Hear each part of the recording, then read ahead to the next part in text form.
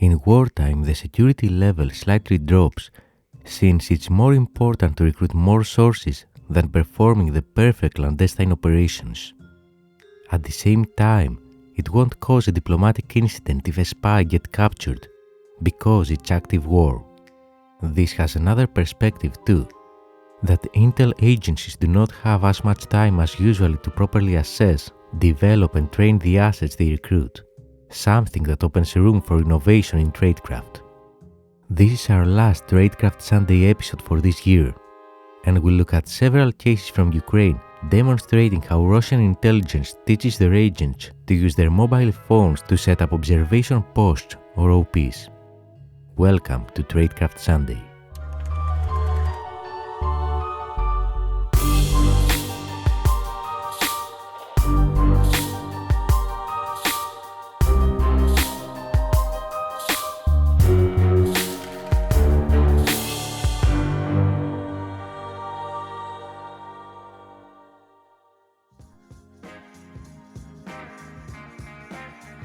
There is nothing really new on agents using cell phones for a multitude of spying activities.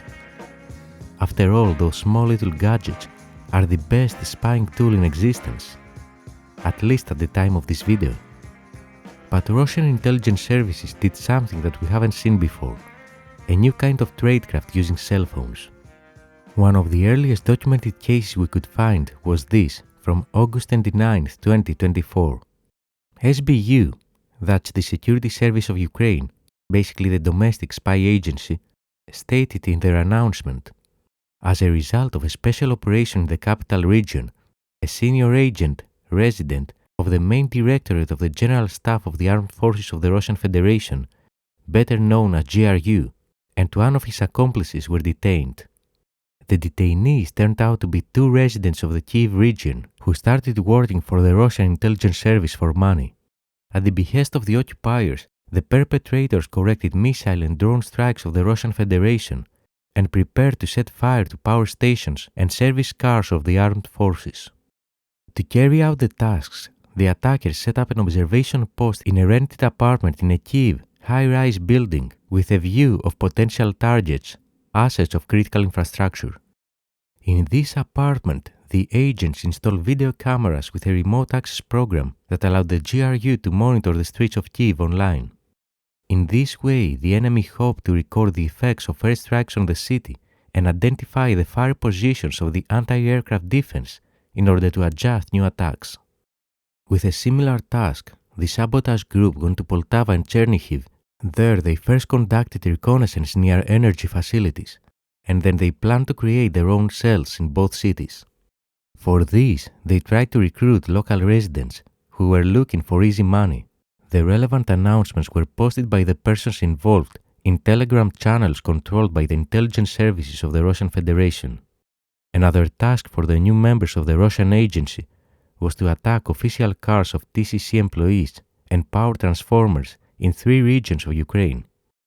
The security service timely exposed the organizer of the agent network and his accomplice and detained them. During the searches, video devices, phones and SIM cards with evidence of subversive activities in favor of the Russian Federation were seized from the suspects. SBU published some of their correspondence via messaging applications. Here's a look at them with our translations on the side.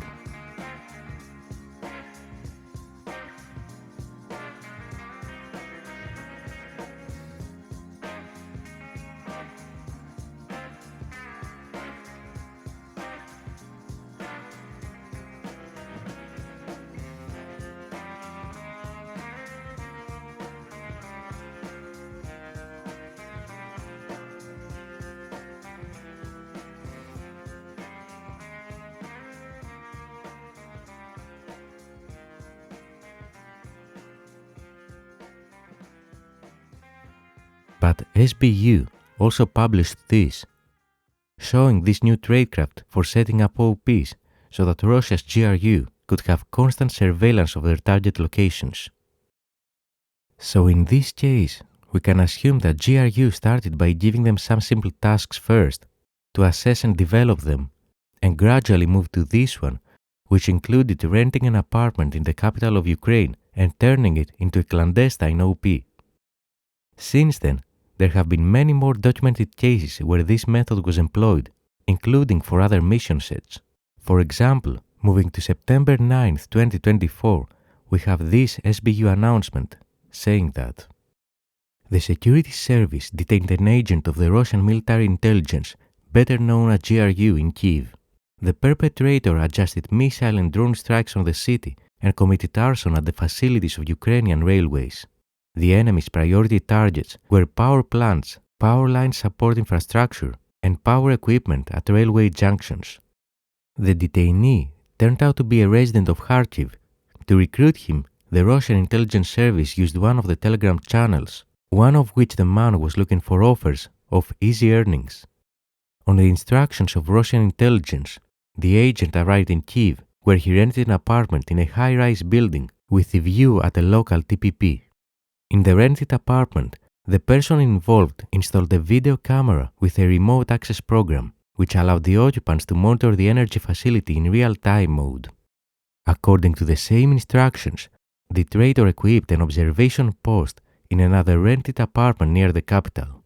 In addition, the agent installed disguised video recording devices, so-called video traps, to monitor power line strikes.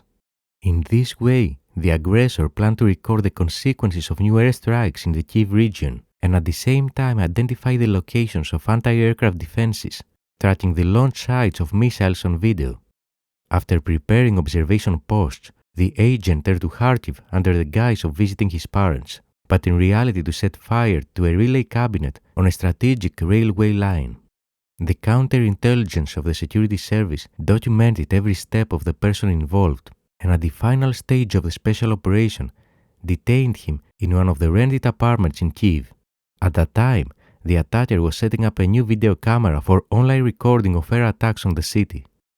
During the searches, phones and video devices with evidence of intelligence and subversive activities in favor of the Russian Federation were seized from the detainee. So in this case, the recruitment was done in a watering hole method. Basically set up numerous channels in popular social media platforms like Telegram, asking people to work for you for money, and then use that as a way to attract and recruit them as your agents.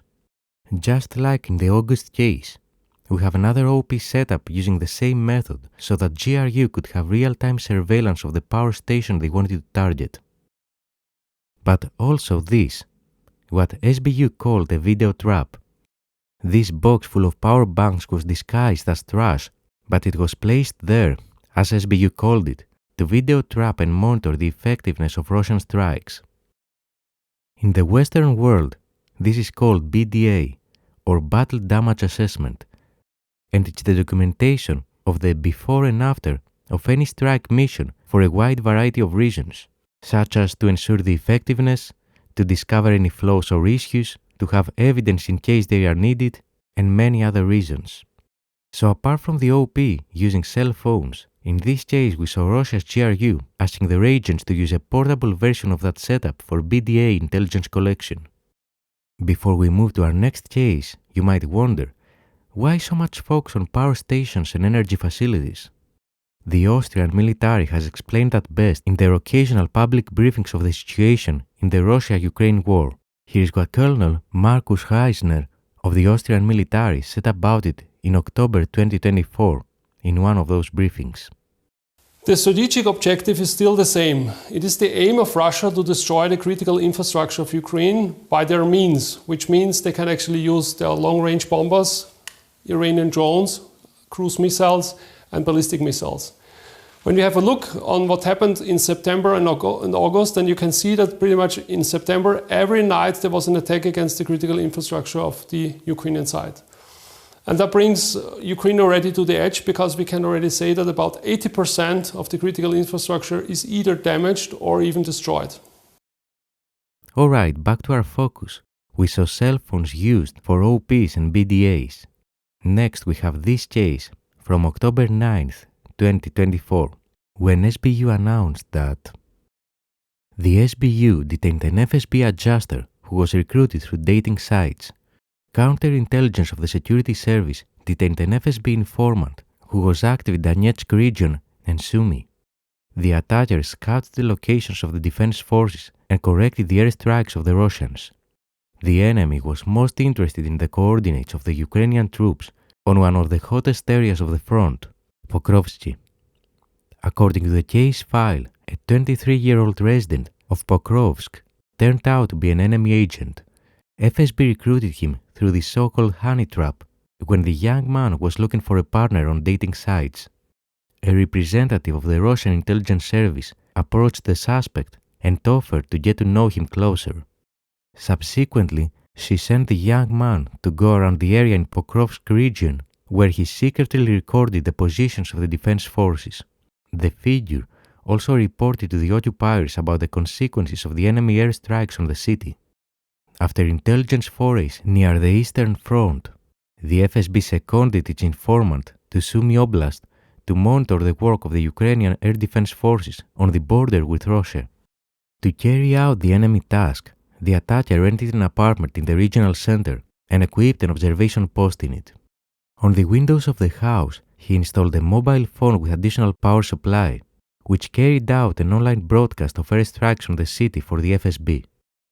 The SBU detained the informant and seized the phones he used in intelligence subversive activities for the benefit of the Russian Federation. Here we saw a different recruitment method, an online honey trap, basically where the agent thought he's flirting with an attractive Russian girl, but was actually lured into spying for the Russian Federation. And as we read, after FSB vetted him with those simple going around and taking photos and coordinates of local military locations, they gave him the actual task: to rent an apartment in the regional center of Sumy and set up a similar OP to what we have seen before. Note that unlike the previous cases, this wasn't Russia's military intelligence, the GRU. It was Russia's Federal Security Service, the FSB. Bureaucratic-wise, this is reasonable since Ukraine is under the area of responsibility of the FSB, but being an active war zone means that GRU also has a stake at this.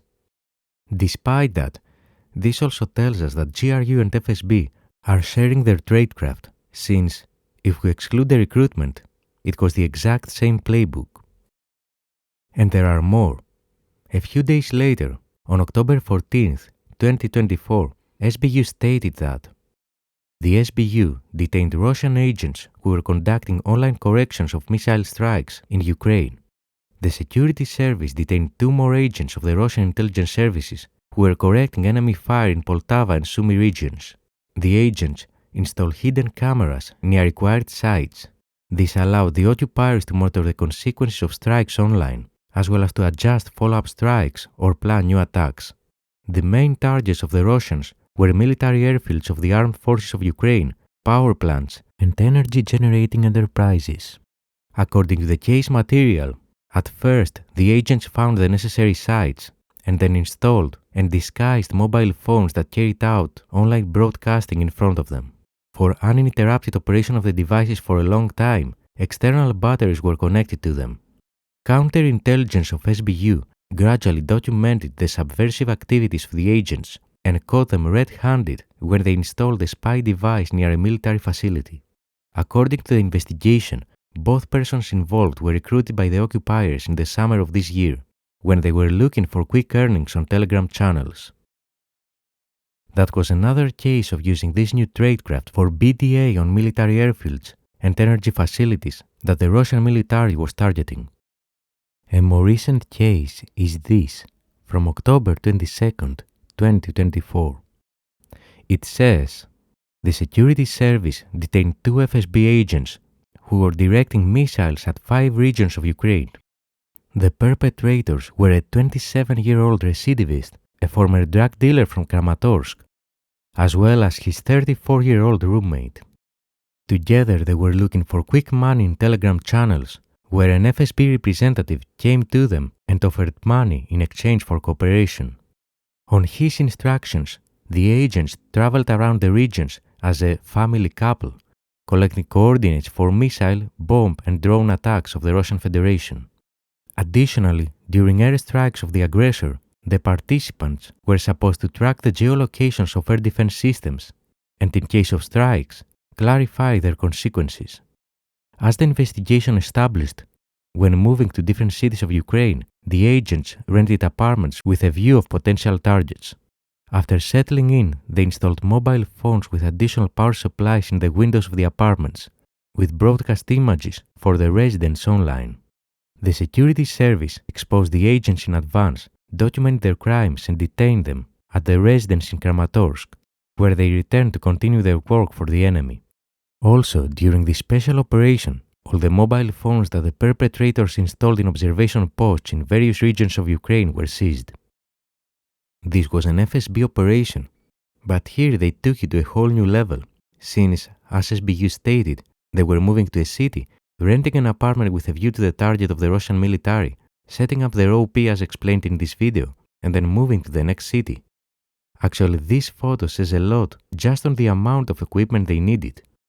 Look at the number of power banks, mobile phones, SIM cards, and so on. And since they weren't there, they also had to take into account that cell phones might overheat by the 24/7 operation for days, weeks, or months, so they solved it like this. Now, the past few weeks, we saw that Russian intelligence expanded the use of this tradecraft to even less experienced agents. As we read in this SBU announcement from November 27, 2024, the Security Service and National Police detained 5 Russian agents who committed a terrorist attack in the central part of Zhytomyr on November 20th of this year. Then, as a result of the explosion, one law enforcement officer who was at the scene was injured. According to the case material, the attackers acted on the orders of Russian intelligence services, who recruited them through Telegram channels in search of quick money. To commit the terrorist attack, the suspects remotely activated a homemade explosive device near the building of the local district police department. On the instructions of Russian handlers, they filled the explosive device with nails and disguised it in a thermos, and detonated it remotely using a mobile phone. At the same time, the agents installed hidden video cameras at the scene that recorded the explosion in real time.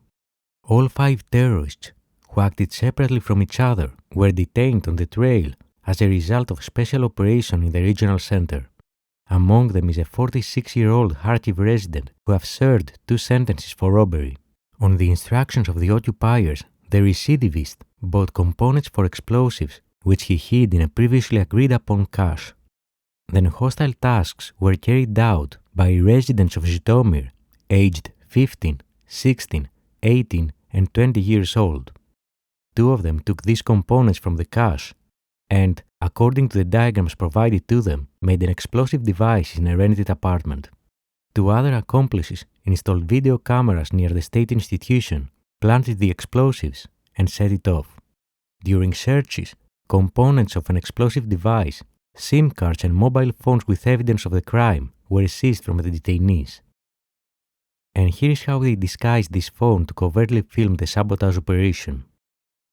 Finally, the most recent case we could find was also in relation to sabotage activity, specifically from just a few days ago, December 16, 2024, when SBU stated that the Security Service and the National Police detained 2 more minors who were involved in criminal activities against Ukraine by Russian intelligence services. According to the investigation, while carrying out the occupiers' tasks on December 8 and 9, 2024, these suspects detonated explosive devices near police stations in the Slobinsky and Holodonhirsky districts of Kharkiv. No one was injured as a result of the events. SBU counterintelligence exposed both attackers on hot pursuit. The enemy agents turned out to be 2 15-year-old residents of the regional center, a boy and a girl. The occupiers recruited them through Telegram channels in search of easy money. It was established that the suspects acted separately from each other and each carried out their terrorist act, but under the instructions of a joint handler from the Russian Federation. Thus, to carry out his task, the young man personally prepared a homemade explosive device. For this, he was given detailed instructions, in particular to fill the explosive device with metal bearings and install a detonator inside for remote activation. The girl took the ready-made explosive device from a hiding place. Then each of the defendants independently disguised the explosive devices in bags and left them in garbage containers near the police stations. Also near these buildings, the attackers secretly installed mobile phones through which the enemy carried out remote detonation and recorded the consequences of the explosions on video. According to the available data, through these explosions, the aggressor hoped to sow panic and destabilize the socio-political situation in the region. Apparently, there are numerous other methods that spies are using cell phones in this and other parts of the world, but this specific method is something relatively new and highlights what we mentioned in the introduction.